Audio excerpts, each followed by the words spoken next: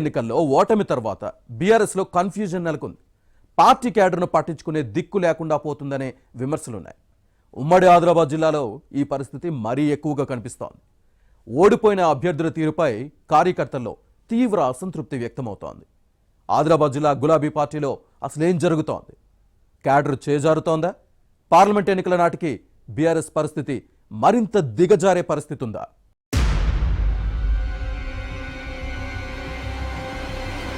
Assembly ఎన్నికల్లో అధికారం కోల్పోయిన తర్వాత బీఆర్ఎస్ లో కన్ఫ్యూజన్ నెలకొంది. ముఖ్యంగా ఉమ్మడి ఆదిలాబాద్ జిల్లాలో గందరగోళ పరిస్థితి కనిపిస్తోంది.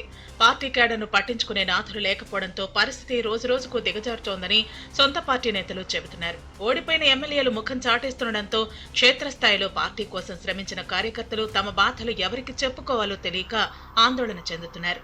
నాయకత్వంపై తీవ్ర అసంతృప్తితో రగిలిపోతున్నారు.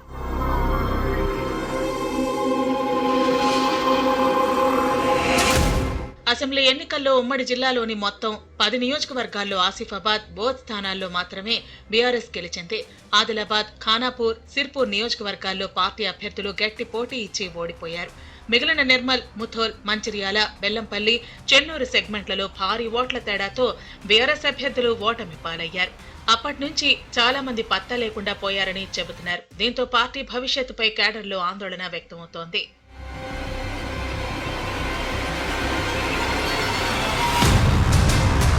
వాస్తవానికి కొద్ది రోజుల క్రితం ఆదిలాబాద్, పెద్దపల్లి పార్లమెంట్ సీట్ల పరిధిలోని మంచిర్యాల, చెన్నూరు, బెల్లంపల్లి నియోజకవర్గాల క్యాడర్తో హైదరాబాద్ లో పార్టీ నేతలు సమావేశం నిర్వహించారు.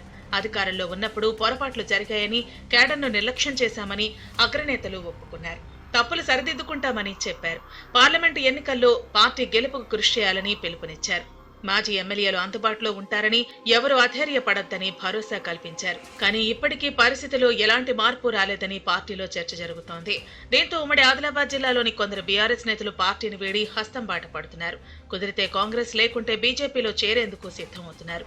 ఇప్పటికే చాలా మంది నేతలు తమకు అనుకూలమైన పార్టీలో చేరిపోయారు. ముఖ్యంగా కాంగ్రెస్ లోకి వలసలు ఎక్కువగా కొనసాగుతున్నాయి. మున్సిపాలిటీల్లో అవిశ్వాసం పెడుతోంది.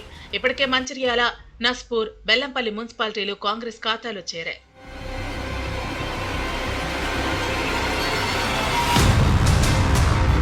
ఈ విషయాలను పరిశీలిస్తే బీఆర్ఎస్ నాయకత్వంపై పార్టీ శ్రేణులు ఆగ్రహంతో ఉన్నాయని స్పష్టమవుతోంది. ఎన్నికల్లో ఓడిపోయిన అభ్యర్థులు, ముఖ్య నేతలు పట్టించుకోకపోవడం లేదని అసంతృప్తి వ్యక్తం చేస్తున్నారు. ఈ క్రమంలో పార్టీ కేడర్ లీడర్లకు మధ్య గ్యాప్ స్పష్టంగా కనిపిస్తోందని చెబుతున్నారు. ఓడిపోయిన నేతల వ్యవహార శైలిలో మార్పు రాకపోవడంతో కార్యకర్తలు ఆగ్రహంతో రగిలిపోతున్నారు. గ్రామం నుంచి రాష్ట్ర స్థాయి వరకు గులాబీ పార్టీ అధికారంలో ఉన్నప్పటికీ అసెంబ్లీలో పరాజయం ఎదురైంది. దీన్ని పరిశీలిస్తే పార్లమెంటు ఎన్నికల్లోనూ అసెంబ్లీ ఎలక్షన్స్ లో ఎదురైన సీన్ రిపీట్ అయ్యేలా ఉందని క్యాడర్లో ఆవేదన వ్యక్తమవుతోంది. దీనికి తోడు కొన్ని లోక్సభ సీట్ల పరిధిలో కాంగ్రెస్, బీఆర్ఎస్ మధ్య లక్షల్లో ఓట్ల తేడా ఉంది. దీంతో పార్లమెంటు ఎన్నికల్లో పోటీకి సైతం పలువురు నేతలు వెనకంజ వేస్తున్నట్టు ప్రచారం జరుగుతోంది.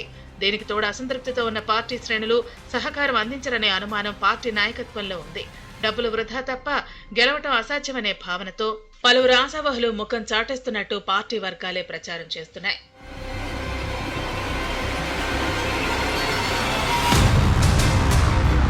వాస్తవానికి తెలంగాణ ఉద్యమం నుంచి పార్టీ కోసం పనిచేసిన నేతలు, కార్యకర్తలు బీఆర్ఎస్ లో ఉన్నారు. అయితే 2 సార్లు అధికారంలో ఉన్నా కూడా ఏనాడు అసలైన కార్యకర్తలను పార్టీ అధిష్టానం, ఎమ్మెల్యేలు పట్టించుకోలేదనే విమర్శలు ఉన్నాయి. అధికారం మత్తులో సోయి లేకుండా వ్యవహరించారనే వాదనలు ఉన్నాయి. ఎలాంటి ప్రజాబలం లేని వారిని అందలం ఎక్కించారని ఆగ్రహవేశాలు వ్యక్తమవుతున్నాయి. భజన బృందాల మాయలో పడి క్యాడర్ను నిర్లక్ష్యం చేశారనే విమర్శలు వెల్లువెత్తాయి. దీంతో విసిగి వేశారని కార్యకర్తలు అసెంబ్లీ ఎన్నికల్లో చేతులెత్తేశారని సొంత పార్టీ నేతలే చెబుతున్నారు. అసెంబ్లీ ఎన్నికల్లో ఓటమి నుంచి గుణపాఠం నేర్చుకుని కారు పార్టీ అధిష్టానం పార్లమెంటు నియోజకవర్గాల సమీక్షలను మొక్కుబడి తంతుగా నిర్వహిస్తోందనే విమర్శలు పార్టీ క్యాడర్ నుంచే వినిపిస్తున్నాయి.